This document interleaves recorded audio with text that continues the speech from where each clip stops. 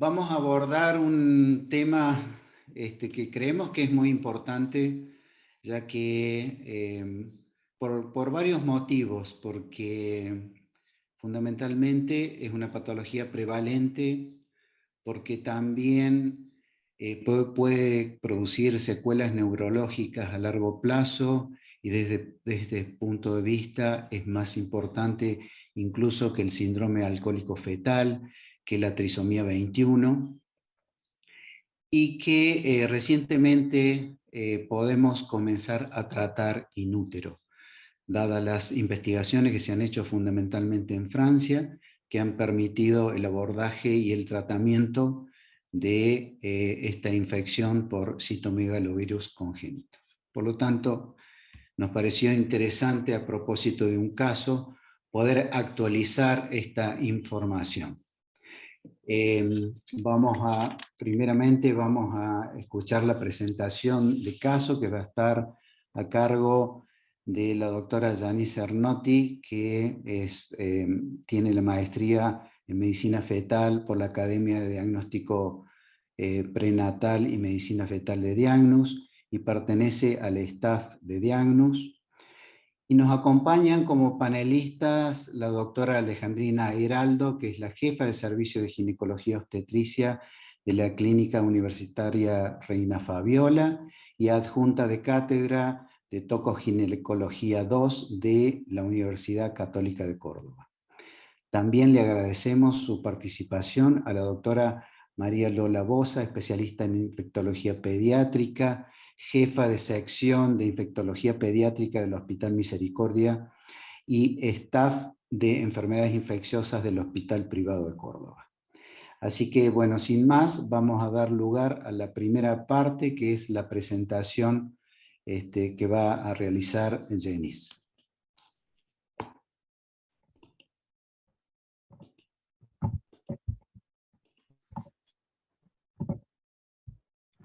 Bueno, buenas tardes. Vamos a empezar entonces presentando un caso clínico. Como antecedentes, una paciente de 33 años, primigesta, sin antecedentes patológicos de relevancia, que acude por primera vez cursando un embarazo de 12 semanas para el screening de primer trimestre, el cual resulta de bajo riesgo para aneuploidías, preeclampsia y restricción de crecimiento. El segundo examen que se realiza en el embarazo y en nuestra institución es en semana 21, el examen morfológico. En este momento, durante el examen del sistema nervioso central, en los cortes axiales del plano transventricular, que es el de la izquierda, y el transcerebeloso, llama la atención de manera subjetiva un incremento del tamaño de los ventrículos laterales, tanto a nivel del asta posterior como de las astas anteriores, y de la cisterna magna. Sin embargo, la biometría de estas estructuras resulta dentro de los límites superiores normales. Los marcadores blandos para aneuploidías resultaron de bajo riesgo, la biometría era adecuada para la edad gestacional, el examen cardíaco no revelaba anomalías estructurales mayores en ese periodo y el resto del examen morfológico no revelaba alteraciones identificables. Como conclusión, se informa que los ventrículos laterales se encuentran en límites superiores normales para la edad gestacional, y si bien estos hallazgos están dentro de los parámetros normales, se sugiere un control evolutivo en tiempo prudencial con un nuevo examen morfológico y una neurosonografía entre semana 24 a 26. La paciente acude nuevamente en semana 24 para un examen morfológico y la neurosonografía. Vamos a ver los resultados o los hallazgos positivos. Aquí vemos dos videos del examen morfológico. El primero es un corte coronal, el área pulmonar y el área abdominal, y vemos calcificaciones a nivel de las suprarrenales bilaterales. Lo mismo en este corte axial, vemos las calcificaciones bilaterales, y también llama la atención la ecogenicidad del intestino, que es similar a la del cuerpo vertebral, definiéndolo entonces como un intestino ecogénico. En el examen neurológico, el ventrículo lateral que vemos en la imagen de la derecha, a nivel de la fisura parieto-occipital, mide 9 milímetros, de nuevo dentro de los valores esperables, pero se puede observar un aumento de la ecogenicidad periventricular, y si bien esta medida está adecuada dentro de lo esperable, la relación ventrículo-hemisférica se encuentra aumentada, siendo un hallazgo sugestivo de una dilatación del sistema ventricular. Aquí vemos otro corte que corresponde a los cortes sagitales y parasagitales, en donde se podía ver que el cuerpo calloso estaba presente, resultaba dificultosa la visualización del esplenio y del rostrum, las estructuras infratendoriales se encontraban conservadas, y analizando el corte parasagital podemos ver un aumento del espacio subaracnoideo con un aumento de la ecogenicidad subcortical, calcificaciones aisladas subcortical y una en la zona de los núcleos de la base, y un aumento de la ecogenicidad periventricular que se veía un poquito mejor en el otro corte. Aquí vemos una reconstrucción de los distintos cortes coronales desde el occipital hacia el frontal, y ya analizando la imagen del corte medio coronal vemos de nuevo lo mismo, el aumento del espacio subaracnoideo, el aumento de la ecogenicidad subcortical, de la ecogenicidad periventricular con la dilatación de las astas anteriores de los ventrículos laterales y una morfología más redondeada. Como conclusión, y teniendo en cuenta los hallazgos en conjunto, son sugestivos de una infección perinatal y se sugiere realizar serología para TORCH. La paciente realiza la serología y un nuevo examen morfológico en semana 28. Los resultados positivos fueron para citomegalovirus con IgG y IgM positiva y un test de avidez bajo, sugestivo de una infección aguda, y el nuevo examen morfológico se realizó en semana 28, como dijimos, muy en conjunto con estos resultados. Vemos de nuevo las calcificaciones suprarrenales en este corte sagital izquierdo, y en este video, en el corte axial, también se ven las calcificaciones en esta región. Pero a su vez ya se veía una hepatoesplenomegalia con la medida del hígado y del vaso, y del hígado a la derecha, 2 desvíos estándar por encima de la media para la edad gestacional. La biometría resultó en un percentilo 1, determinando una restricción de crecimiento, y en el examen cardíaco se observa un derrame pericárdico que alcanzaba 3 milímetros y sobrepasaba la implantación de las válvulas auriculoventriculares.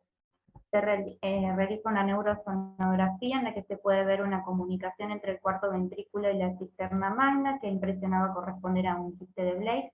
Este hallazgo se intenta valorar midiendo el ángulo tegmentodermiano, que resulta dentro de valores normales, sugiriendo nuevamente un quiste de Blake.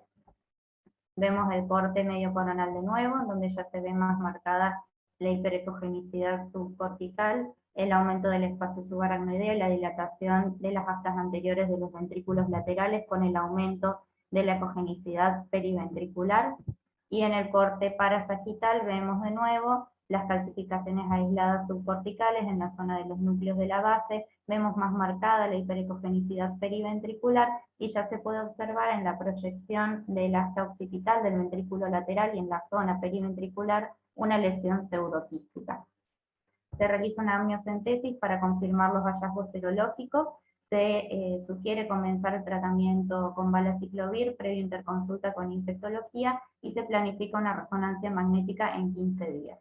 La paciente realiza un nuevo control de Doppler a las 29 semanas debido a la restricción de crecimiento, y en este momento se observa una arteria cerebral media con vasodilatación inferior a percentilo 5, arteria umbilical con flujo ausente en fin de diástole, irritación cerebroplacentaria patológica y un ductus venoso patológico superior al percentilo 99, y por riesgo de pérdida del bienestar fetal se decide finalizar la gestación por cesárea.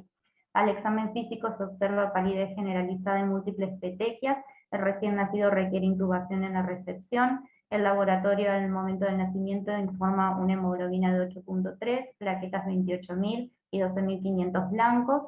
Las ecografías de control confirman los hallazgos prenatales, y además se observa una hemorragia grado 3 en tercer y cuarto ventrículo, y en el abdomen se informan calcificaciones en el segmento 6 del hígado.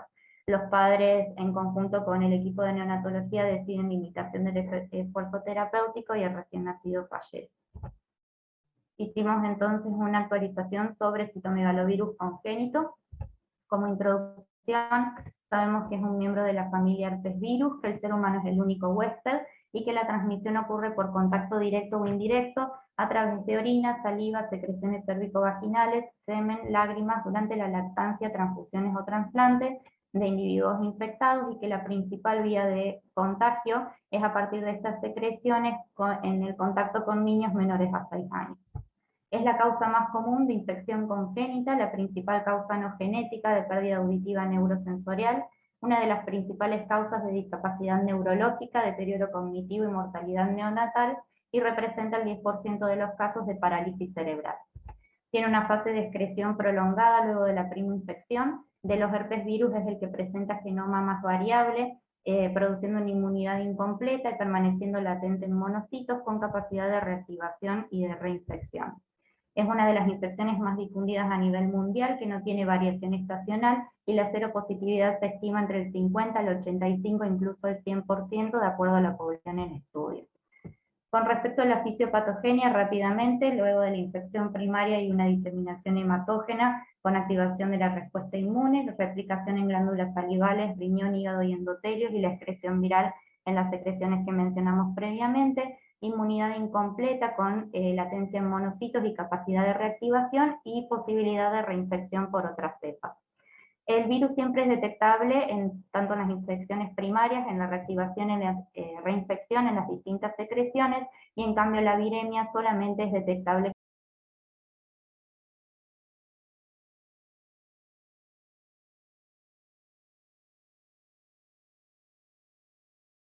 como regla durante la infección primaria. La infección perinatal se puede adquirir por vía transplacentaria durante el trabajo de parto por el contacto con secreciones cérvico-vaginales en el canal del parto, o en el posparto por lactancia o por transmisión horizontal. De todas las formas de transmisión de citomegalovirus o de infección por citomegalovirus, las de relevancia clínica van a estar en relación con la infección adquirida por la transfusión de múltiples unidades de sangre y la transmisión transplacentaria, que es de la que vamos a hablar. Entonces, la transmisión transplacentaria puede ocurrir una infección primaria, que es una mujer seronegativa que adquiere la infección durante la gestación, o infecciones no primarias, que son las mujeres que tienen antecedente de una infección previa y tienen una reinfección o una reactivación. Esta división se usa para estratificar el riesgo de transmisión fetal y la gravedad de las secuelas, y así vemos que las pacientes que tienen una serología previa negativa y adquieren la infección durante el embarazo tienen un riesgo del 40% de transmisión de la infección al recién nacido, con un 10 al 15% de recién nacidos sintomáticos y un 90% de riesgo de secuelas, un 85 al 90% asintomáticos y un 5 al 15% de riesgo de secuelas. Cuando sucede una reactivación, el riesgo de transmisión fetal es mucho más bajo, y el riesgo de un recién nacido sintomático o de secuelas es excepcional.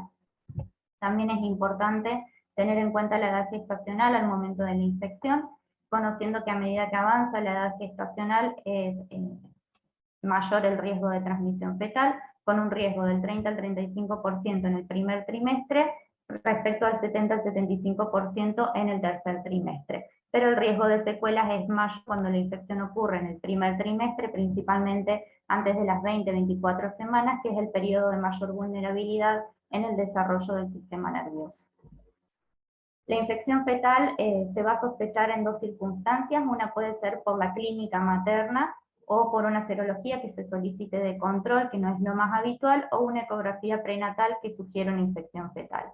Con respecto a la clínica, solo el 10% de las pacientes inmunocompetentes van a presentar síntomas y corresponden a un síndrome mononucleósico o a un síndrome similar a la influenza, con fiebre persistente, adenopatías, astenia, hepatoesplenomegalia, leucopenia o un recuento normal de glóbulos blancos con linfomonocitosis y aumento de las enzimas hepáticas. En huéspedes inmunocomprometidos sí puede haber una infección diseminada con retinitis, enfermedad gastrointestinal, neumonía y encefalitis.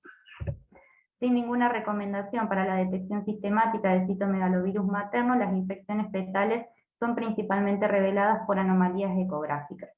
Cuando sí se recomienda realizar una serología en la mujer embarazada para la evaluación de pacientes con síntomas, para los hallazgos ecográficos sugestivos de una infección, cuando hay una hepatitis sin etiología, y en embarazadas que trabajan con niños o tienen niños menores a 6 años.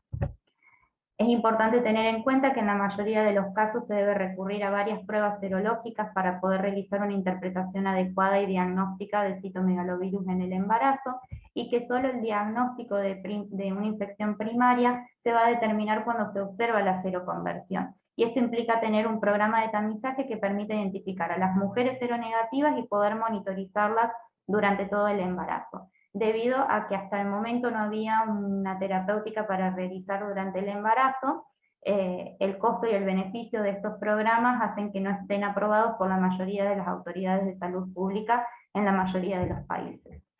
Ahora sí, si se solicita la serología, tanto sea por clínica o por hallazgos ecográficos, se debe solicitar IgG e IgM, y las posibilidades son IgG e IgM negativas, es una paciente susceptible en la que se deben aplicar las medidas de prevención o de profilaxis.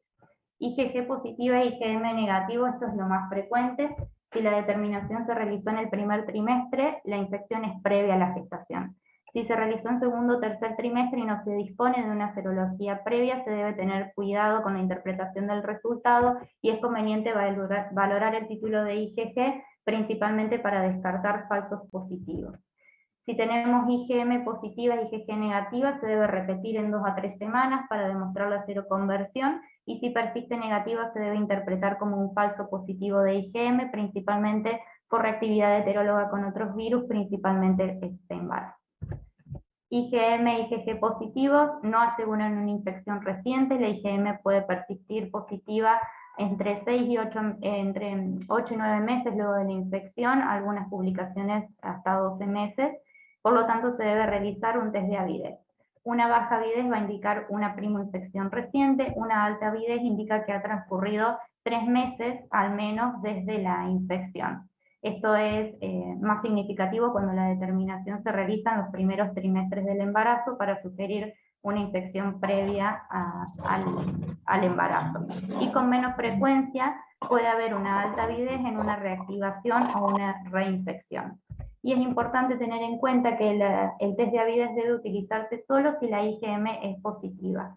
Cuando la IgG solamente es positiva, se debe valorar el título de IgG, teniendo en cuenta que existen diferentes kits serológicos y que tienen distintos puntos de corte, principalmente para los niveles bajos de IgG, y que muchas veces pueden corresponder a un falso positivo, y esto puede llevar a una mala interpretación de los resultados y a un manejo inadecuado de la embarazada. Con respecto a si es posible identificar una infección no primaria con serología, como veíamos, la serología es engañosa, el test de avidez puede ser alto y estar cursando una reinfección o una reactivación. Se puede realizar una curva de IgG e IgM e intentar identificar el aumento de los títulos de los anticuerpos, y para poder definir que la infección no es primaria se deben cumplir estos 3 criterios, que es que la madre tiene que estar definida como inmune un año antes del embarazo, debe descartar una infección periconcepcional y se debe aislar el citomegalovirus del tracto genital. Incluso cumpliendo todos estos criterios, se obtiene una baja sensibilidad y especificidad para determinar la capacidad de transmisión fetal. Por lo tanto, siempre que haya sospecha de una infección fetal, se recomienda realizar el diagnóstico mediante amniocentesis. Otra pregunta importante para responder es si se debe realizar una PCR antes de la amniocentesis por el riesgo de inoculación viral de la sangre materna a un feto no infectado, y las publicaciones han demostrado que hay la misma proporción de infecciones neonatales independientemente de la PCR materna. Cuando la PCR materna es positiva, la amniocentesis es positiva, y la madre puede tener una PCR negativa y el feto de todas formas ser positivo, y por lo tanto la PCR no se realiza o no se recomienda antes de una amniocentesis. ¿Cuándo se debe realizar la amniocentesis? Al menos 6 semanas después de la fecha de la presunta infección primaria, y esto es el tiempo que tarda en producirse la infección fetal, a partir de las 21 semanas. Hay publicaciones que hablan de a partir de las 17 semanas. Lo importante es que el líquido amniótico debe estar compuesto principalmente por orina, esto ocurre alrededor de las 21 semanas, y teniendo en cuenta estos dos aspectos se obtiene una sensibilidad de la prueba del 85 al 95%. Los resultados positivos solo van a confirmar una infección fetal y no pueden definir el pronóstico. Para definir el pronóstico se han utilizado 2 herramientas, una son las imágenes y la cordocentesis. Con respecto a la cordocentesis, lo que se ha medido es la carga viral, pruebas de función hepática y el recuento de plaquetas. Una carga viral mayor a 10 a la 5 copias por mililitros, el aumento de la beta-2 microglobulina y la disminución de las plaquetas, y de estos 3 principalmente la trombocitomía son los marcadores de mal pronóstico. Sin embargo, la aplicación de la cordocentesis en la práctica clínica y los riesgos asociados a la misma hacen que no se realice en la mayoría de los centros. Y si entonces nos valemos de las imágenes. Para interpretar las imágenes hay que tener en cuenta el periodo entre la infección materna y la aparición de las anomalías en la ecografía. sabiendo que la aparición de imágenes sugestivas de infección fetal son un evento tardío y que se requiere un seguimiento ecográfico con un intervalo de 2 a 4 semanas, ya sea que se identifiquen o no se identifiquen lesiones en el examen cuando se sospecha de una infección. Los hallazgos se van a clasificar en extracerebrales y cerebrales. Los extracerebrales más frecuentes son hepato y esplenomegalia, como vemos en las imágenes de arriba, intestino ecogénico, placentomegalia. También se puede identificar un oligoamnios transitorio por afección de la función renal, restricción de crecimiento o feto pequeño para la edad gestacional, calcificaciones en cualquier órgano, miocardiopatía, que es menos frecuente y suele estar asociado a derrame pericárdico y suele estar asociado a anemia fetal y con una probabilidad de evolución a hidrox. Estas son imágenes de resonancia en donde vemos arriba un corte axial y dos cortes coronales que demuestran con el asterisco la hepatomegalia y esplenomegalia con la flecha, y abajo vemos dos imágenes de un caso con un derrame pleural. Los hallazgos cerebrales más frecuentes son ventriculomegalia leve a moderada y calcificaciones, que si bien pueden estar dispersas en cualquier región del parénquima cerebral, las más patognomónicas son periventriculares y en la zona de los ganglios de la base. También puede haber hiperescogenicidad y bordes irregulares de los ventrículos, microcefalia, trastorno de la migración neuronal, leucomalacia por encefalia y excisencefalia, y también lesiones que son muy sugestivas de citomegalovirus, son lesiones de el lóbulo temporal anterior. Estos hallazgos son más fáciles de ver por resonancia, y también los tabiques o adherencias ventriculares y los pseudoquistes, principalmente cuando se localizan en los cuernos occipitales de los ventrículos laterales. Estas son imágenes también de la bibliografía, en donde vemos aquí arriba una ventriculomegalia, calcificaciones dispersas en el parénquima, vemos un quiste subependimal, vemos calcificaciones a nivel de los vasos lenticuloestriados, vemos una adherencia hasta posterior del ventrículo lateral, vemos alteraciones de la ecogenicidad a nivel de la fisura de Silvio, de los ventrículos laterales, de la zona de los núcleos de la base, en un corte axial y en un corte coronal, pseudoquistes en la zona del asta anterior de los ventrículos laterales y en el asta occipital del ventrículo lateral, y en este caso vemos aumento del espacio subaracnoideo, calcificaciones periventriculares y asociado a trastornos de la migración neuronal. Estas son imágenes de resonancia en donde vemos ventriculomegalia y estas lesiones que son hipointensas, que están en relación a zonas de pérdida de la sustancia. Vemos calcificaciones periventriculares en esta imagen, y en las imágenes de abajo vemos una zona de pérdida de la sustancia en el lóbulo frontal asociada a una lesión pseudoquística intraparenquimatosa con cambios de la intensidad asociados a la zona perilesional. El momento de realizar la resonancia puede ser difícil de determinar, pero se recomienda entre la semana 27 y 33, y de acuerdo a los hallazgos se puede repetir un control, y es bueno realizarlo también en tercer trimestre para obviar la necesidad de resonancia en el recién nacido. Teniendo en cuenta todo esto, con un feto infectado se puede clasificar en asintomáticos, leves, moderados o severos. Asintomáticos son aquellos que no tienen anomalías al ultrasonido y a la resonancia, con un recuento de plaquetas normal. El pronóstico es bueno, con un riesgo residual de secuelas de déficit auditivo. Los leves o moderados tienen hallazgos aislados en el laboratorio o en las imágenes, pueden ser anomalías aisladas cerebrales o extracerebrales, principalmente ventriculomegalia moderada, intestino ecogénico y calcificaciones aisladas. En estos casos es en los que actualmente se puede considerar tratamiento. Y los casos severos, microcefalia, ventriculomegalia, anomalías en la sustancia blanca, cavitaciones, hemorragias, anomalías del desarrollo cortical y trombocitopenia. Se conoce que el pronóstico es pobre, no hay evidencia de que el tratamiento mejore este pronóstico durante el embarazo, y lo que se recomienda es finalizar la gestación de acuerdo a la edad gestacional y a las políticas del lugar, o un manejo expectante durante el embarazo. Con respecto a la profilaxis y el tratamiento, de la profilaxis no hay una vacuna disponible, lo que se recomiendan son las medidas higiénicas, y en este trabajo se pudo demostrar que la intervención basada en la identificación y consejería de higiene en las gestantes seronegativas previene significativamente la infección materna. Las medidas son un correcto lavado de manos luego del cambio de pañales, no comer restos de comida del niño ni compartir utensilios, no besarlo en la boca, evitar el contacto con su saliva, y si trabaja en una guardería, en lo posible asistir a niños mayores a 6 años. Con respecto al tratamiento, hasta hace poco las medidas eran expectantes, continuar o no el embarazo, y se estaban estudiando la globulina hiperinmune y distintos antivirales. Con respecto a las globulinas hiperinmunes, sigue sin haber evidencia sobre su beneficio durante el embarazo, sin poderse establecer la dosis ni el momento de utilización. Y con respecto a los antivirales, ganciclovir y vacanciclovir son los fármacos de elección luego del nacimiento. Es el fármaco más eficaz disponible para el tratamiento de citomegalovirus, pero tienen extrema genotoxicidad in vitro, por lo tanto no se utilizan durante el embarazo. Aciclovir y valaciclovir también son inhibidores de la ADN polimerasa, son menos eficaces en inhibir la replicación viral que el ganciclovir, pero proporcionan profilaxis en ciertos casos, como en el trasplante renal.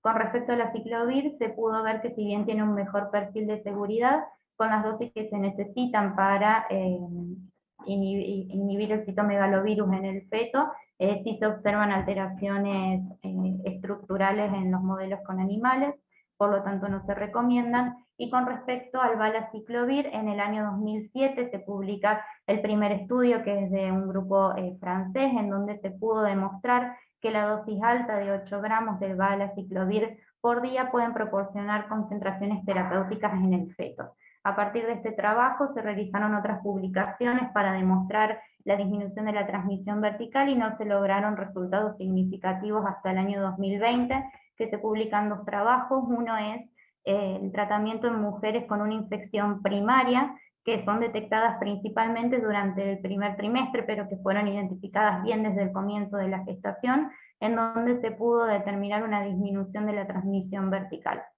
Y el segundo trabajo ya es con fetos que presentan una infección moderadamente sintomática, en los que se pudo ver también una disminución de la transmisión vertical, con el objetivo de este trabajo era obtener recién nacidos asintomáticos, y también se pudo ver una disminución de la transmisión. Con respecto a fetos severamente infectados, en la mayoría de los trabajos se excluyen directamente porque se estima un mal pronóstico y que no responden al tratamiento, pero además el número para realizar un trabajo es bajo porque la mayoría decide finalizar la gestación. Luego del nacimiento debemos tener en cuenta que tampoco hay un cribado universal disponible para citomegalovirus, y por lo tanto es importante identificar a qué recién nacido se le debe realizar la confirmación del diagnóstico, porque se debe realizar dentro de las primeras 2 semanas de vida para evitar realizar un diagnóstico equivocado por las distintas formas de transmisión que vimos previamente. ¿A quién se recomienda realizar el diagnóstico de citomegalovirus? Cuando tenemos una infección materna demostrada por serología durante el embarazo, o una punción de líquido amniótico positiva durante el embarazo. Cuando hay hallazgos ecográficos indicativos de una infección perinatal, cuando hay una sospecha de una infección congénita en el examen físico del recién nacido, ya sea por un exantema petequial, hepatosplenomegalia, ictericia o afección del sistema nervioso, en hijos con madres por infección por HIV, recién nacidos prematuros, especialmente de bajo peso, y en restricciones de crecimiento. El examen debe incluir la exploración física completa, la evaluación neurológica estructurada, analítica, microbiología, punción de líquido cefalorraquídeo, fondo de ojo, potenciales evocados auditivos y visuales, y ecografía cerebral. Y de acuerdo a los resultados, resonancia magnética y electroencefalograma. Los síntomas al nacer pueden ser hepatosplenomegalia, petequias, ictericia, microcefalia, convulsiones, deterioro cognitivo, disfunción neuromuscular, hipo o hipertonía muscular, defectos oculares y alteraciones al laboratorio, principalmente anemia hemolítica, trombocitopenia y aumento de las enzimas hepáticas. Uno de los aspectos más importantes es predecir qué niños van a tener posibilidad de secuelas a largo plazo, teniendo en cuenta que si bien son más frecuentes en los recién nacidos sintomáticos, los asintomáticos no están exentos de secuelas, siendo principalmente el déficit auditivo y la corioretinitis las principales secuelas a largo plazo, tanto en primoinfecciones como en infecciones recurrentes. El tratamiento se recomienda con ganciclovir por 6 meses. La recomendación es que todos los neonatos reciban tratamiento. Hablaba de excepciones como sordera bilateral profunda, insuficiencia renal o afección estructural grave como es la hidranencefalia, para no realizar el tratamiento. y en niños con infección congénita sin afección del sistema nervioso central, monosintomáticos o con sintomatología leve, también podrían beneficiarse del tratamiento antiviral, ya que el riesgo de hipoacusia parece similar al de los niños con afección neurológica. Además, el tratamiento mejora la trombocitopenia y puede ser eficaz en la hepatitis colestática y corioretinitis. En este consenso se ha hablado de un estudio retrospectivo en donde se evaluó el tratamiento en la infección de recién nacidos asintomáticos y ninguno de los niños tratados desarrolló hipoacusia en un periodo de entre 5 y 11 años. Como conclusiones, el citomegalovirus sigue siendo la causa más común de infección congénita, la principal causa de pérdida auditiva neurosensorial no genética, una de las principales causas de discapacidad neurológica y mortalidad neonatal. El pilar de las medidas preventivas sigue siendo la educación de la paciente. El principal indicador ecográfico de pronóstico es la presencia de anomalías cerebrales y la evidencia reciente respalda el uso del valaciclovir en dosis de 8 gramos día para reducir la tasa de infección en fetos con una infección primaria o moderadamente sintomáticos. Por lo tanto, dejamos como interrogante si se recomendaría actualmente entonces algún screening durante el embarazo. Muchas gracias.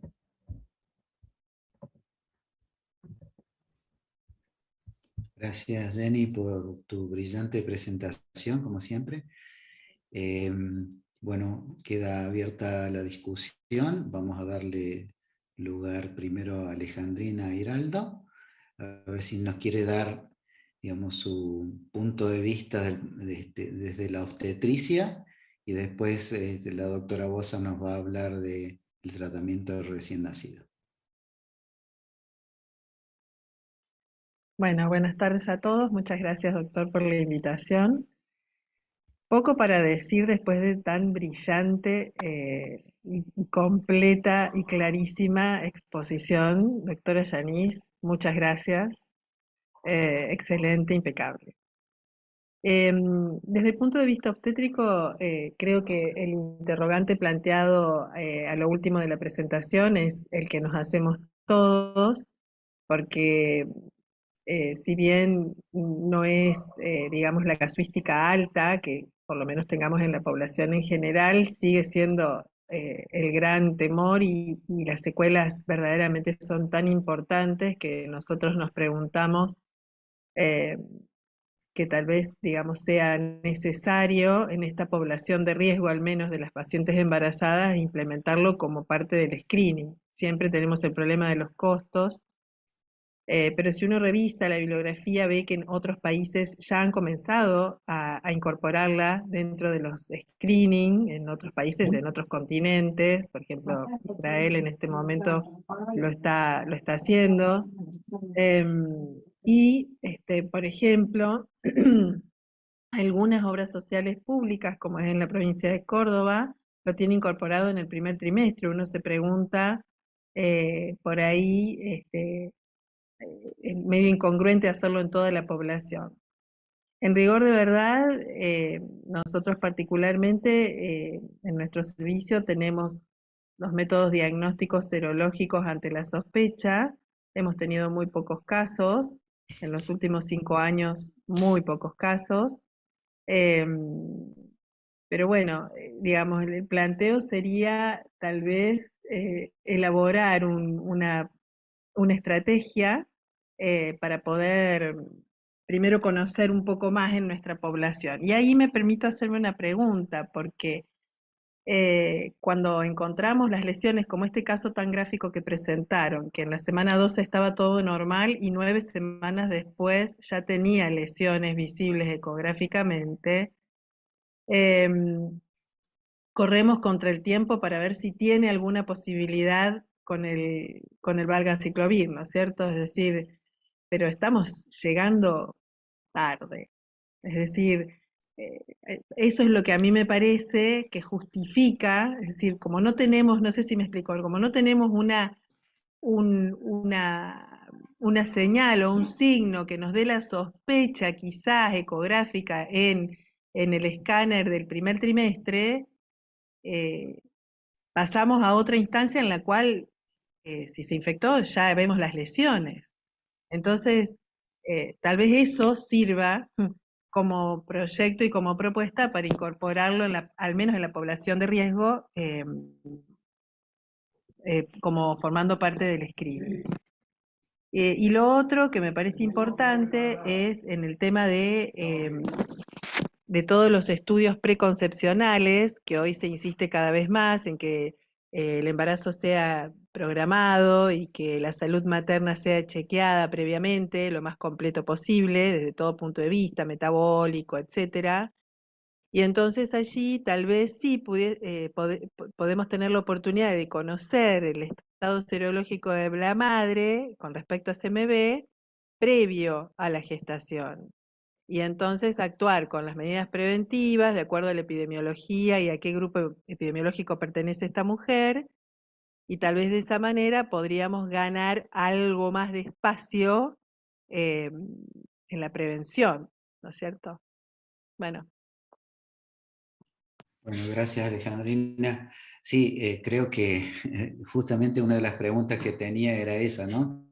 De si en la consulta preconcepcional uno debía pedir la serología para citomegalovirus, y también para toxo, ¿no? De saber si esa mamá es seropositiva o no, ¿no? O sea, creo que son las dos infecciones donde no estamos quizás dando en la tecla y bueno, en el Ateneo pasado presentamos un caso de toxoplasmosis también con una severa afectación y bueno, creo que son dos cuestiones muy importantes para valorar en ese periodo. Y sobre todo, perdón, teniendo en cuenta que las medidas preventivas no son costosas para nada, no son difíciles de incorporar, y teniendo en cuenta que además, según digamos la literatura, por ahí la casuística es mayor en un nivel socioeconómico desfavorable o más vulnerable, aún así es fácil de llegar con las explicaciones y con las, digamos, las indicaciones y las sugerencias que se le puede hacer a la población. Entonces me parece que hasta que tengamos la posibilidad de incorporarlo en un screening, bueno, el cuidado preconcepcional tal vez esté más al alcance en general que ya una vez que está embarazada la mujer. Sí, sobre todo aquellas mamás que mandan sus bebés a guarderías, ¿no? Bebés menos de 3 años, que es muy importante hacer énfasis que el vector más importante del citomegalovirus es el niño lactante o antes de los 3 años, ¿no? Creo que es relevante. Bueno, quiero saludar a los colegas que nos siguen desde México, desde Perú, de Uruguay y de Chile, también tenemos conectados. Y hay una pregunta ahí, si van a poder ver esta presentación posteriormente. Sí, todas nuestras presentaciones quedan en el canal de YouTube de la Academia de Diagnóstico Prenatal en Medicina Fetal, así que seguramente en una semana, aproximadamente 10 días, va a estar colgada esta presentación también. Lo mismo que la de toxoplasmosis, que ya está online. Bueno, doctora, después hay un par de preguntas aquí que las vamos a hacer después de las consideraciones que nos va a hacer ahora la doctora Bosa.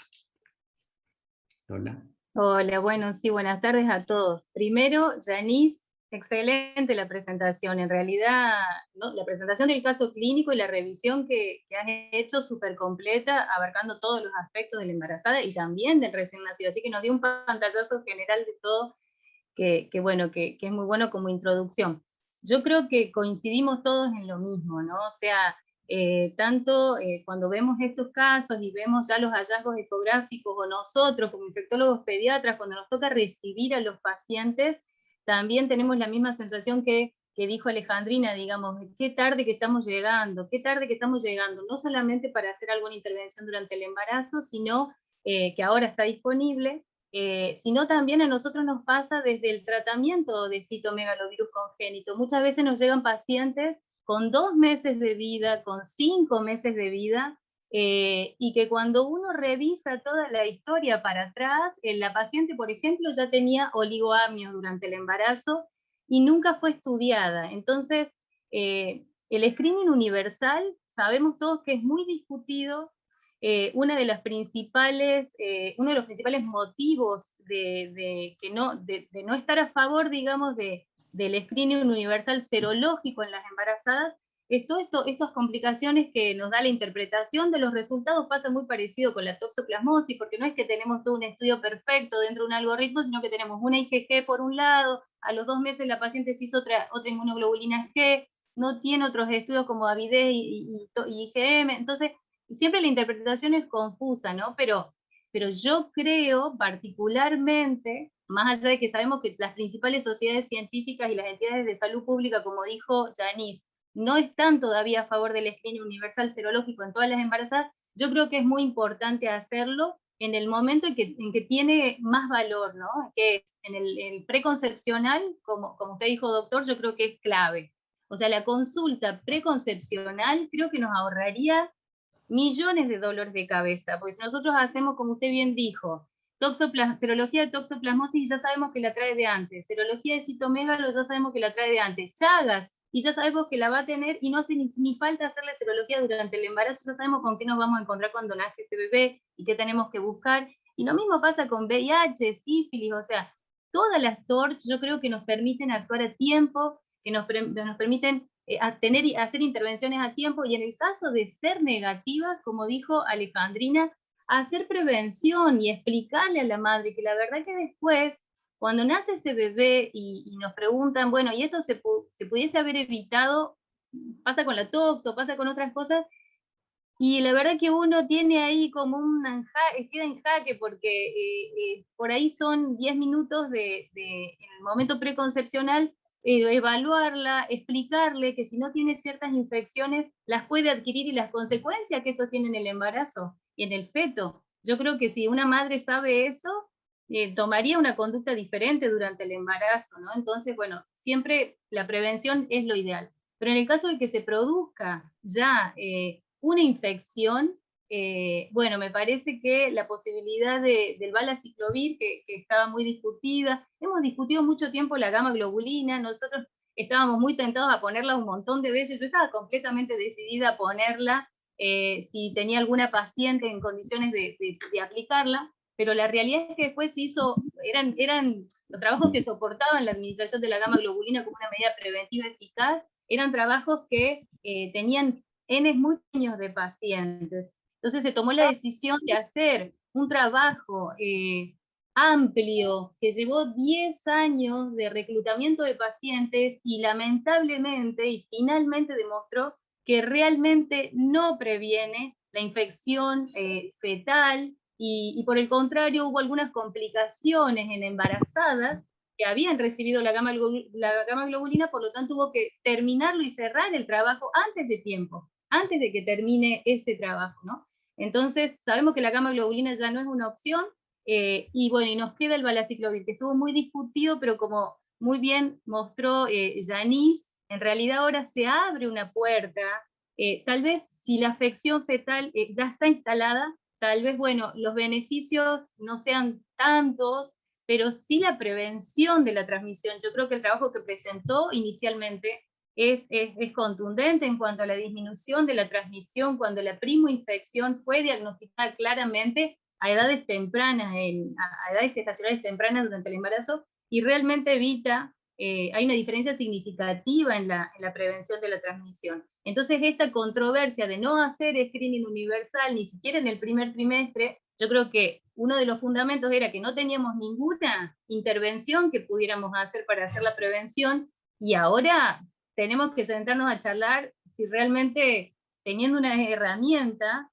no es necesario hacerlo. Yo creo que preconcepcional y en el primer trimestre, particularmente, hablo personalmente, yo estoy a favor de que se haga la serología y que se aclare el diagnóstico tempranamente de esa embarazada y poder explicarle cómo seguir durante el embarazo, sea negativa, en el caso indicándole la prevención, y si es positiva, analizando rápidamente esa situación para no tener que llegar a un estado más avanzado del embarazo y ya tener complicaciones y secuelas, ¿no? Dos cuestiones a tener en cuenta en este caso. Bueno, nosotros consideramos que la infección era moderada y por eso comenzamos con el tratamiento en ese momento. Quizás hubiéramos ganado un poco en el intervalo de la ecografía de semana 20 y la neurosonografía. Entonces, cuando uno tiene hallazgos mínimos en semana 20, quizás debe adelantar y hacer una neurosonografía relativamente rápido. Por otro lado, con respecto a las calcificaciones de la suprarrenal, yo creo que es interesante porque los casos que nosotros hemos visto con calcificaciones puntiformes a nivel de la suprarrenal, si bien hay otras causas de calcificaciones como hemorragias, hematomas suprarrenales, etcétera, en el feto, pero así puntiformes, los casos que hemos visto han sido de citomegalovirus, porque indudablemente que afecta a la médula, a la suprarrenal, como cualquier otro tejido nervioso, y eso es un signo interesante que no lo he visto descrito en la literatura, quizás, bueno, uno puede reportar estos casos. Pero creo que es interesante tenerlo en cuenta. Y con respecto al Balanciclovir, los trabajos del grupo francés de ISBIL, ellos han demostrado que si bien obviamente una vez que ya hay signos ecográficos, digamos, obviamente la medicación no es tan efectiva, pero han demostrado que el grado de secuela es aparentemente menor que si no hay tratamiento. Entonces, creo que estamos ante, digamos, el comienzo de poder realizar tratamiento a estos niños, sobre todo cuando uno hace un diagnóstico temprano, más que más, ¿no? Pero, sí, es como que se abre un paradigma nuevo, ¿no? Yo creo que es tan interesante citomegalovirus y tenemos tantas cosas todavía por hacer. A nosotros nos suceden cosas por ahí sorprendentes que nos envalentonan más a ofrecer más el tratamiento a los recién nacidos con citomegalovirus. Nos pasa igual que a las doctoras durante el embarazo. Las situaciones que están estandarizadas por consenso de expertos internacionales y todo, que están estandarizadas al que sí o sí le tenemos que ofrecer tratamiento, y nos ponen situaciones en las que no tenemos que ofrecer tratamiento, como una hipoacusia aislada, nosotros estamos a favor del tratamiento y ofrecemos el tratamiento porque en definitiva es una decisión que uno toma en conjunto con los papás. Entonces, ellos tienen que tener toda la información disponible, y si el padre con una buena explicación decide con una hipoacusia aislada hacer el tratamiento, nosotros no podemos negárselo y estamos a favor del tratamiento. Y así como les decía al principio, hemos tenido sorpresas porque si bien uno el tratamiento lo ofrece para evitar la progresión de la hipoacusia, que es lo más frecuente, o evitar digamos, las alteraciones neurológicas a largo plazo, nosotros hemos tenido pacientes que nacen con alteración bilateral auditiva y al cabo de los 6 meses que hacemos de tratamiento, que es el Valganciclovir vía oral, de muy aceptable administración y tolerancia, han recuperado la audición. Entonces, incluso, si bien hay casos descriptos esporádicos en los que puede suceder eso, a nosotros nos ha sucedido. Por ahí uno no tiene tiempo de reportar todo lo que ve porque estamos como siempre con mucho trabajo, muchas cosas, pero hay que tomarse el tiempo para demostrarlo porque nosotros lo vemos en el consultorio y eso es lo que nos da, digamos, el respaldo para ofrecer con más confianza el tratamiento a los pacientes, ¿no? Yo quería agregar una cosa que me permito deducir. Nosotros, dentro de la rutina del control de la embarazada, a todas las embarazadas entre la semana 35 y 37, hacemos, por ejemplo, el hisopado vaginal y anal para la pesquisa de estreptococo. Y sabemos que el índice de infecciones de estreptos positivos en nuestra población oscila de acuerdo a las regiones y demás, pero más o menos entre el 10-13% como mucho. Está bien, es un poco más a lo mejor por ahí que las infecciones. Sin embargo, lo hacemos no por la frecuencia, sino por la gravedad que implica la potencialidad de la infección en el recién nacido por un estreptococo. Entonces me pregunto, si hacemos un screening, no por la incidencia, sino por la gravedad, basándonos en esa misma idea, estaríamos justificando el screening preconcepcional y en el primer trimestre para CMV en la embarazada. Yo apoyo totalmente la moción del screening por eso, no por la incidencia, sino por la gravedad. Entonces me parece que se justifica altamente y que tal vez lo que sí está faltando es la difusión en la población en general, porque la gente desconoce la existencia de este virus. No hay difusión, no hay información, digamos, no hay información a la población básica que conozca que existe esto, porque entonces eso también podría ayudarnos a que el paciente venga a consultar acerca de eso, a ver cómo puede prevenir, etcétera, etcétera, todo lo que estamos hablando. Te Totalmente de acuerdo. quería preguntar, Lola, Sí. tuvimos un caso que le hicimos el seguimiento a lo largo del embarazo, tenía una serología positiva, después no hubo ningún tipo de manifestación en cuanto a afectación fetal y demás, era Sí. un embarazo segundo o tercer trimestre. Bueno, el bebé nació y bueno, estaba la discusión si hacer o no punción lumbar, y en el caso de hacerla, ¿cuáles serían los indicios en la punción lumbar como para iniciar tratamiento postnatal? Bien, bien. Nosotros cuando nace un bebé, hijo de mamá que tenga algún signo sugestivo de haber tenido citomégalo, en el caso puntualmente de una paciente que yo creo que recordamos y compartimos, Sí. ella tenía el diagnóstico claro, de hecho tenía una amniocentesis, bueno, eso hay que tenerlo en cuenta, la amniocentesis, que uno siempre dice, bueno, ¿me confirma infección fetal por una PCR positiva? Sí, es verdad, pero si es negativa, no me descarta la infección fetal, y de hecho puede suceder después también.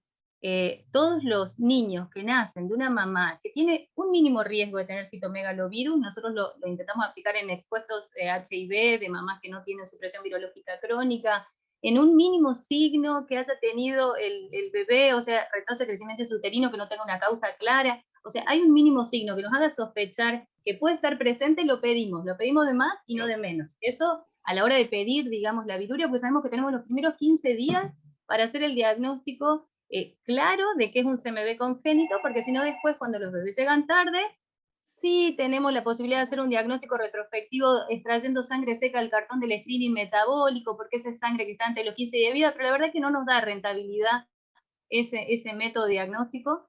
Entonces se lo pedimos ante la duda. Ahora, cuando nosotros tenemos la viruria positiva, listo, nos confirma la infección por citomegalovirus congénito. De ahí, si lo tratamos o no, para tomar esa decisión, lo escrineamos al niño completamente. ¿Por qué? Porque pasó a ser un criterio también la presencia de PCR positiva en líquido cefalorraquídeo, independiente de las alteraciones físico-químicas acompañantes, es un criterio de al menos sugerir el tratamiento a los padres. Tenemos la presencia del virus en líquido cefalorraquídeo, se estima que es un paciente que, bueno, que puede tener mayor riesgo de progresión a la hipoacusia o a las alteraciones neurológicas, aunque sean leves, pero a futuro. Entonces todo eso uno le explica a los papás, y bueno, y se acuerda en esos casos muy puntuales en donde no tienen absolutamente nada, resonancia normal, por ejemplo el caso que llevamos juntos, resonancia normal, sin alteraciones en sangre como plaquetopenia, sin ninguna otra indicación, digamos, de ofrecerle un tratamiento. Si la PCR de líquido cefalorraquídeo es positiva, particularmente nuestro equipo de trabajo sí le ofrece tratamiento muy conversado con los papás, pero sí lo hacemos. Y evaluamos la progresión de ese paciente a lo largo del tiempo, o sea, con potenciales evocados auditivos, por supuesto, con todos los estudios, digamos, la evaluación neurológica, le hacemos un seguimiento a ese paciente. Y la verdad que nosotros con el tratamiento no hemos tenido toxicidades graves que nos hagan suspender un tratamiento con valganciclovir, y sí hemos tenido buenos resultados. Por supuesto que para uno decir son buenos resultados necesitaríamos tener un grupo comparador y decir que les ha ido mejor a estos pacientes que a los otros.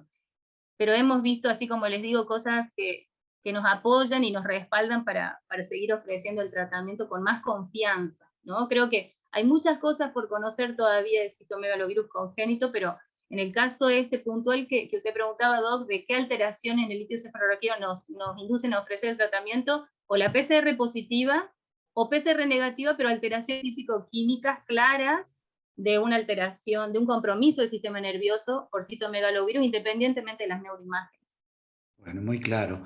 Está la mano levantada de Agustina Dalapría. Si quieres activar el video, Agustina, si te vemos. Mientras tanto, no sé si hay alguna pregunta, Perla. Y aquí la doctora Leal comenta que la realidad es que la consulta preconcepcional es muy baja y debería hacerse una campaña de información sobre la misma y tal vez pedir la serología en las consultas ginecológicas en nulíparas o no. Y otro comentario es que el 50% de embarazos no son buscados. Entonces me parece que es muy importante la difusión y el trabajo sobre educación que podría empezar hasta en los colegios secundarios, ¿no? Hablando con la población en general a futuro. ¿Alguna otra pregunta? ¿O alguien que quiera hacer alguna apreciación? Doctor Bustamante. Pues hay una pregunta sobre qué incidencia tiene en Argentina el citomegalovirus. No sabemos. Yo lo que estuve leyendo al digamos. respecto, estimado, por ejemplo, hay registros en el noreste de Argentina, en el NEA, que hablan de hasta el 5% de infecciones por CMV congénito. No es muy actualizado, esto es creo que del 2017, lo que estuve leyendo, pero en realidad me permito pensar que ya que no lo tenemos en el screening, creo que hacemos un subdiagnóstico tal vez. Entonces, hasta que no tengamos un verdadero relevamiento, tal vez no conozcamos los números más cercanos, más reales, ¿no? La Claro, cambiaron a Agustina Dalapría, va a hablar No sé, el doctor no Kreiker.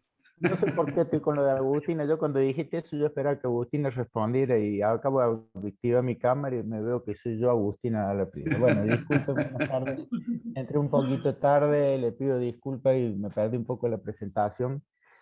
Como siempre son muy buenas y los comentarios son excelentes. Hay un par de comentarios, sobre todo porque no quisiera que quedara, por lo menos de mi punto de vista, alguna confusión en algo que comentó Ale cuando puso el ejemplo del estreptococo, de la screening que se hace del estreptococo, con respecto a la screening del citomegalovirus. Hay una pequeña gran diferencia, creo, que cuando hacemos el screening del estreptococo y nos da positivo, tenemos una acción concreta para hacer para disminuir esa posibilidad de contaminación.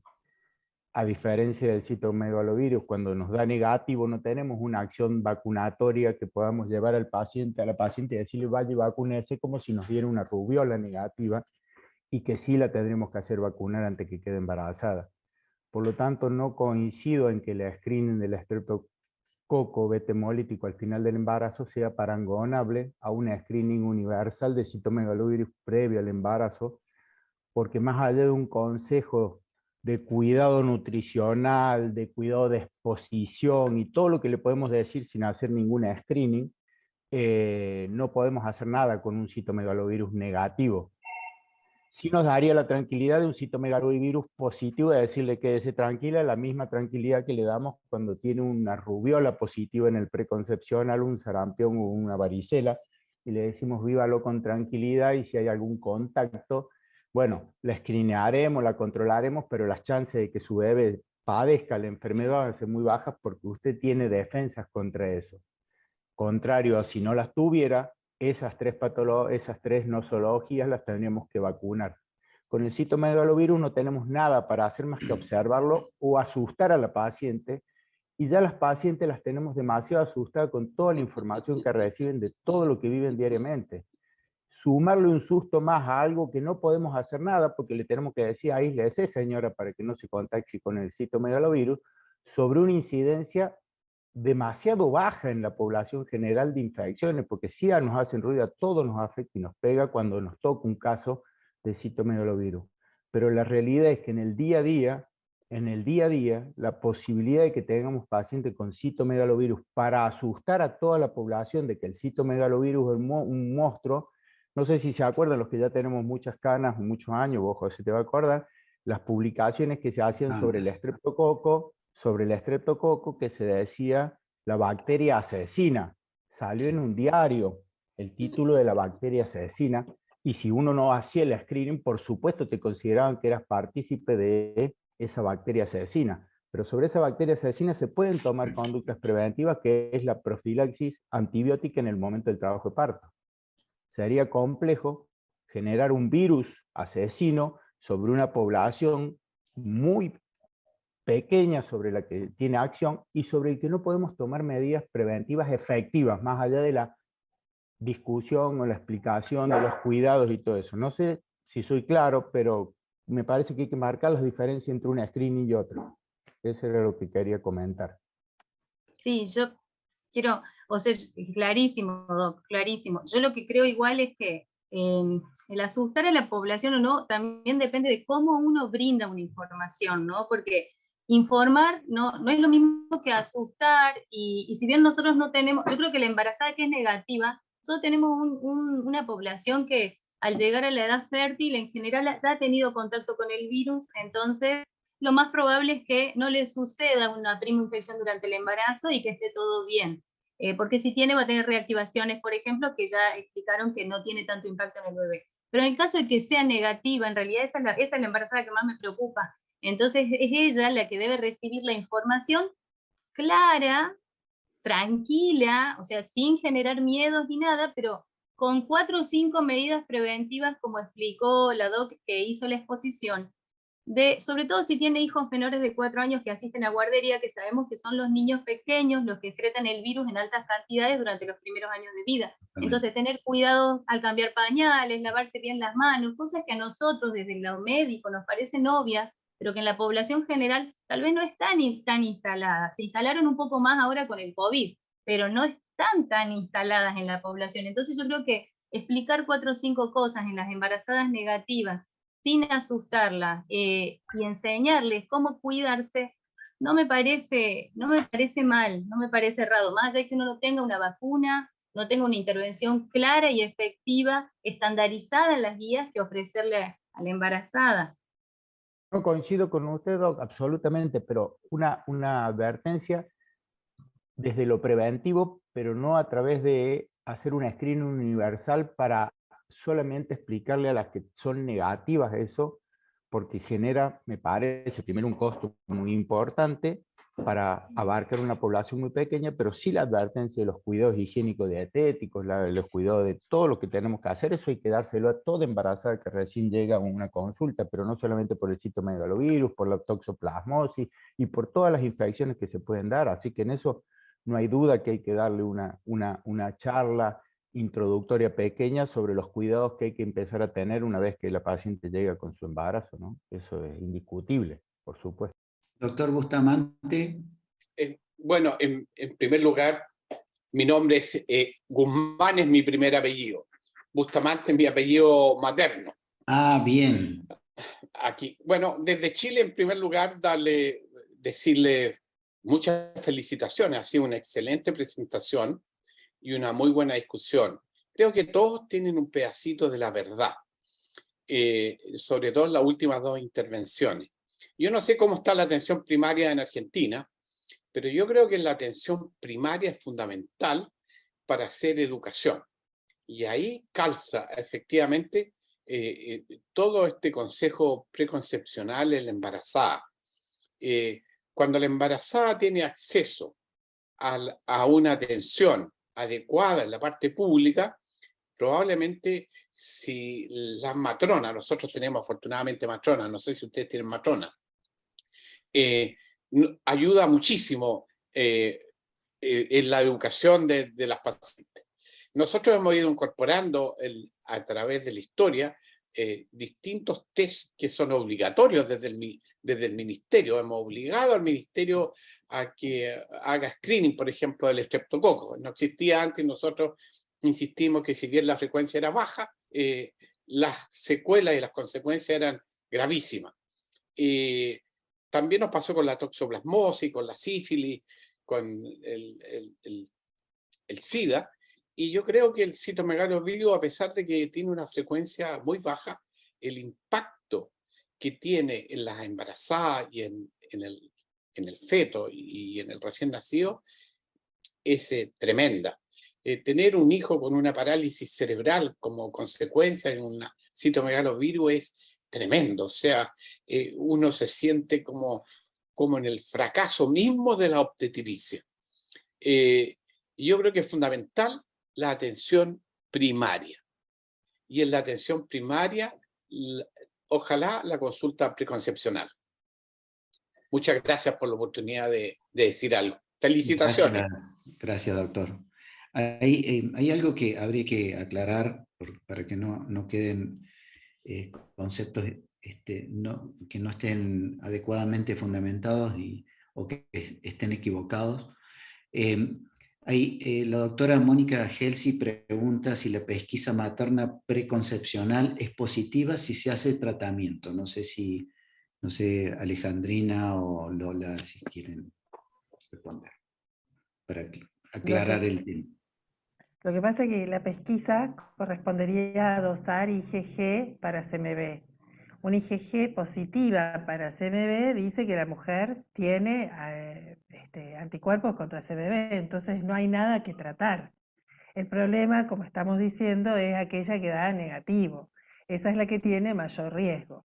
Que tenga mayor riesgo no quiere decir que tenga la infección, entonces tampoco vamos a iniciar un tratamiento ante una situación en la cual no hay infección, sino que me parece que aquella que da una IgG negativa te da la posibilidad de establecer patrones de seguimiento tal vez más estrictos, darle además a la mujer, además de toda la información de la que ya venimos hablando desde hace rato, también información acerca de aquellos síntomas que si bien son comparables con otras como una influenza y demás, acuda rápidamente porque ante el antecedente de lo conocido de la ausencia de anticuerpos contra CMV, entonces se puede repetir ese momento y hacer el seguimiento serológico, y en eso nos va a ayudar la doctora Lola, y ver cómo la vamos aconsejando a esa mujer para el tratamiento o no, si finalmente verificamos que se infectó. No sé si alcanza a ser clara, pero traté de dar posibilidades porque la serología positiva es una buena noticia antes de la concepción, no es sinónimo de enfermedad. Y hay una opinión del doctor Mogillansky, que es importante destacar que se debería considerar iniciar tratamiento con valaciclovir ante una primoinfección previa a las 20 semanas antes de la amnio-IPCR.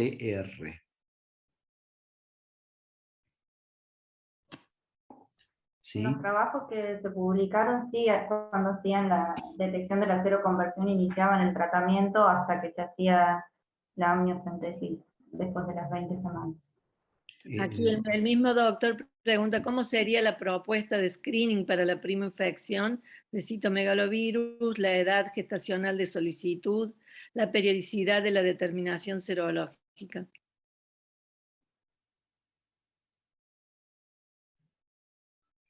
Bien, no sé si quieren opinar el resto, pero bueno, en realidad, como explicó Yanis, lo importante no es tan fácil determinar la primoinfección, pero hay situaciones en las que claramente la tenemos. O sea, si nosotros tenemos una IgG negativa y en el transcurso del embarazo, posteriormente hacemos un control, que puede ser una vez por trimestre o puede ser cada 2 meses, eso no está estandarizado.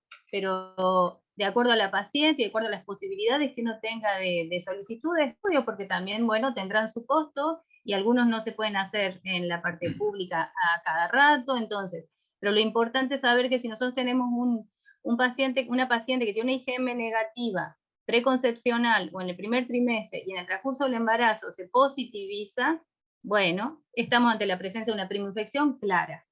En otra situación, IgG positiva y una IgM positiva, pero como dijo Yanis, puede durar la IgM 12 meses o más incluso. Entonces ahí sí sería muy importante evaluar la avidez de la IgG. Entonces, si la avidez es baja, hay dos situaciones en que nos sirve la avidez.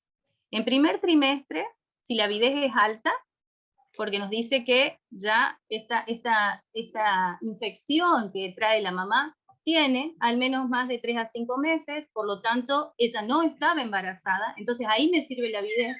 Pero en la otra situación en la que sirve la avidez y que no está descrita en los algoritmos, es cuando a fines del segundo trimestre o en el tercer trimestre la avidez es baja, como le pasó al paciente que acaban de presentar.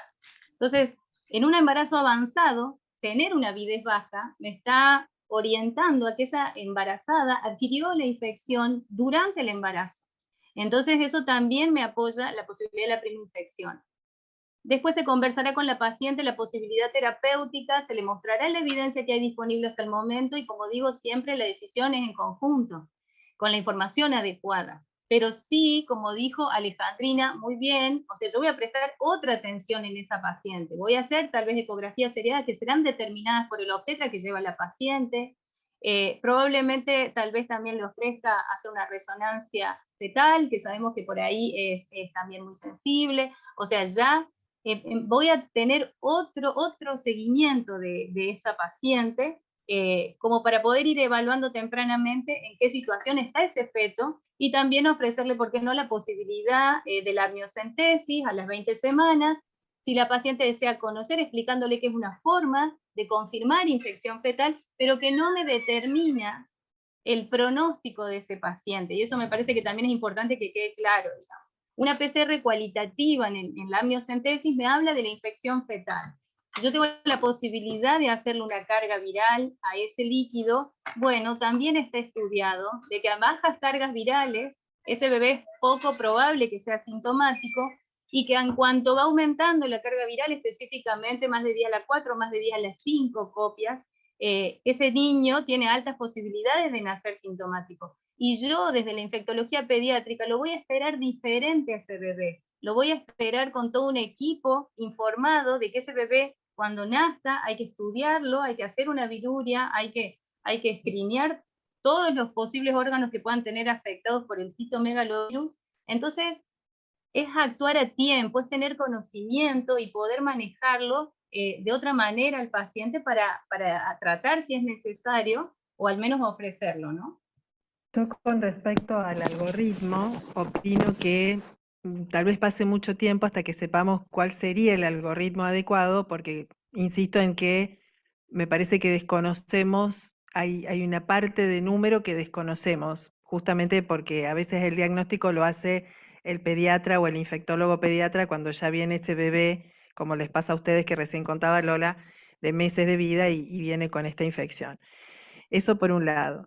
Y lo otro que a mí me parece que hoy nos tiene que movilizar es la posibilidad terapéutica que se nos abre con el vanciclovir, porque eso, si bien no es una vacuna, pero es una salida terapéutica frente a una paciente que no tiene seropositividad y que inicia un embarazo, y que uno puede hacer un seguimiento. Como vimos recién, pasaron 9 semanas entre la TN a las 12 y cuando hallaron lesiones neurológicas en la 21, y entonces si yo puedo precozmente detectar en esta paciente o hacer un seguimiento más precoz, tal vez sabiendo que tengo la posibilidad terapéutica de los 8 miligramos del vanciclovir, pueda darle otra proyección y otro pronóstico a ese bebé por nacer. Con respecto al momento también para pedir la serología, hay que recordar también que la posibilidad de secuelas neurológicas graves, indudablemente que ocurren en infecciones del primer trimestre, por lo tanto hay que, en realidad la investigación serológica debería ser relativamente temprana, a finales del primer trimestre, porque después la posibilidad de secuelas importantes es mínima, inferior al 1%, entonces, por lo menos secuelas graves, ¿no es cierto?, más allá de lo auditivo, pero también eso nos orienta en el momento que pedir o para pedir la serología.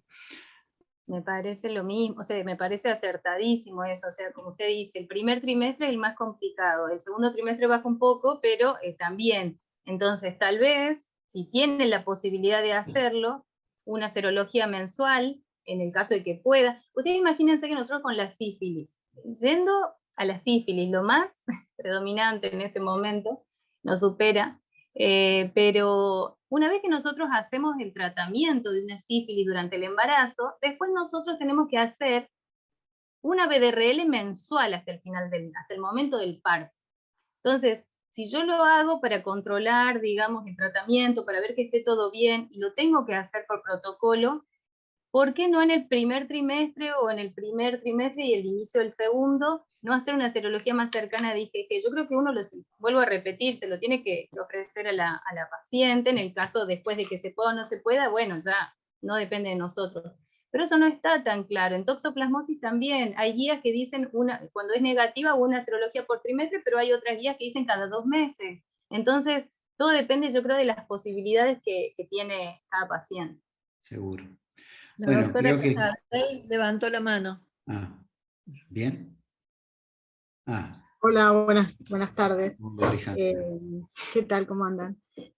Nosotros tuvimos un caso muy similar el año pasado.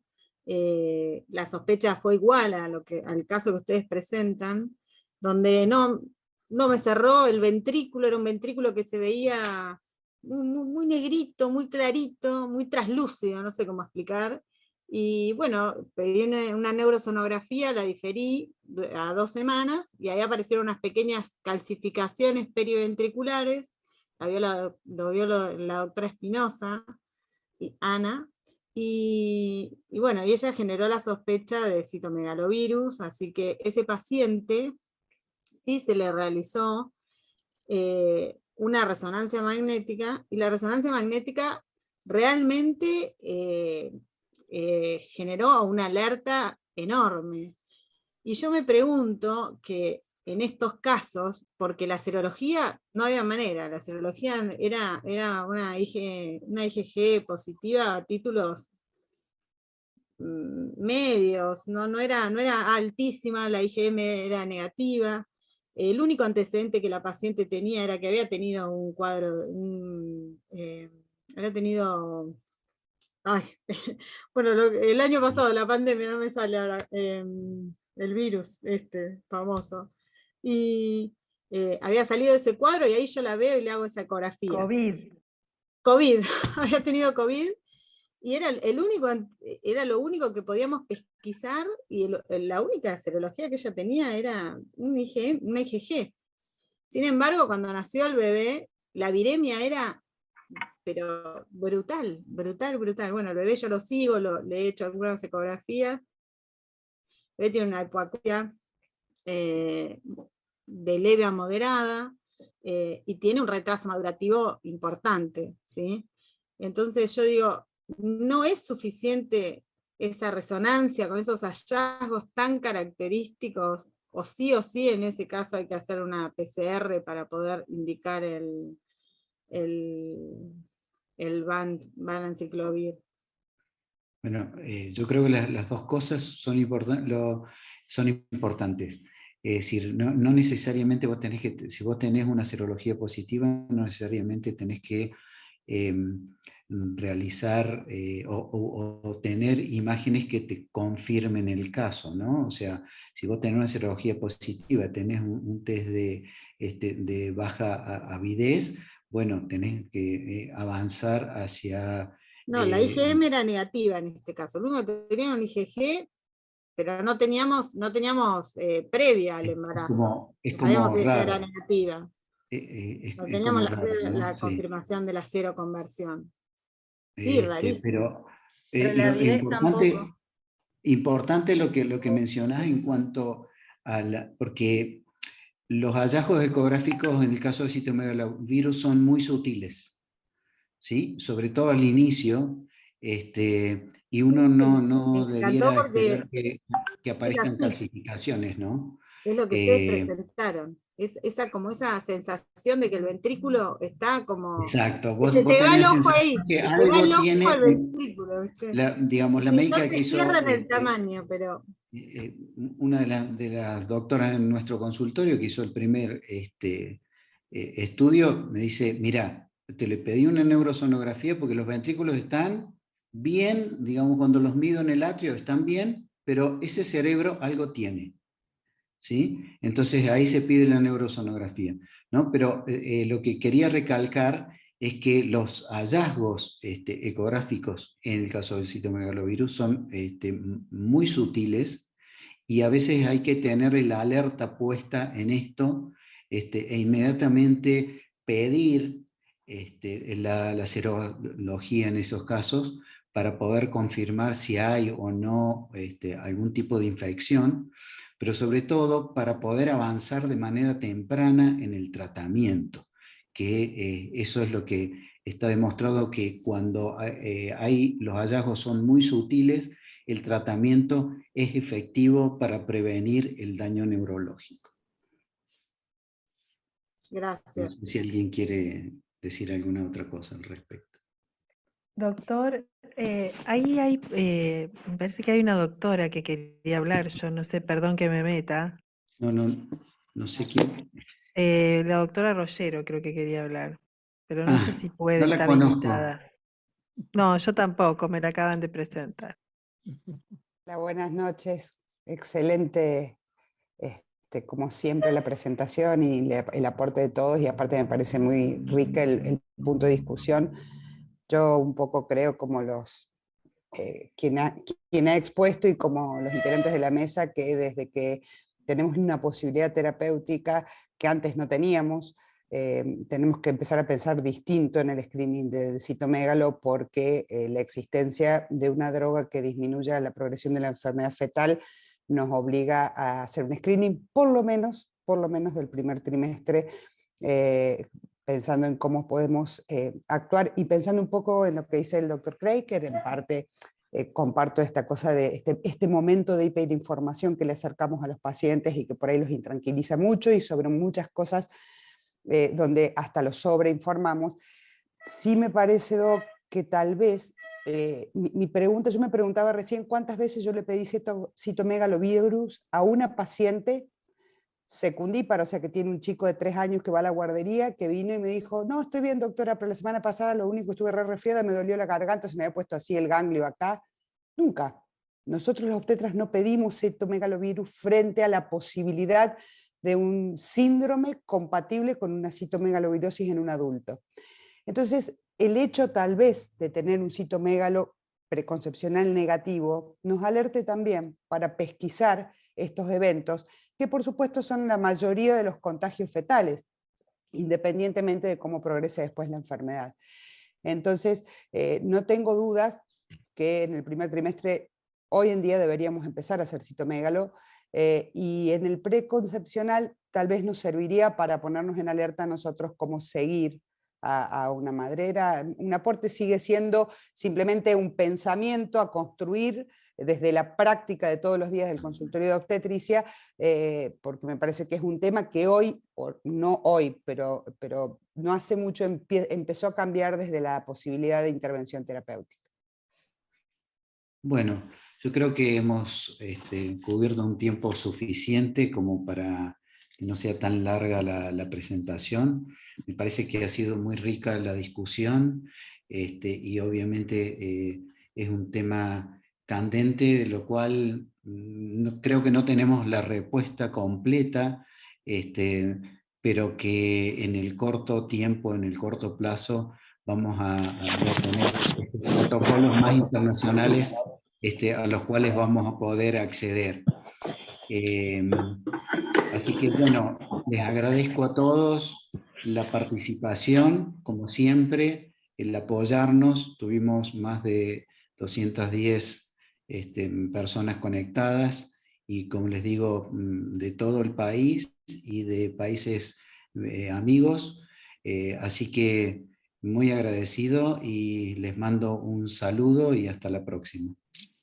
Y gracias a todas las doctoras que en forma muy atenta aceptaron participar y enriquecer esta actividad. Un gusto, muchas gracias por la invitación.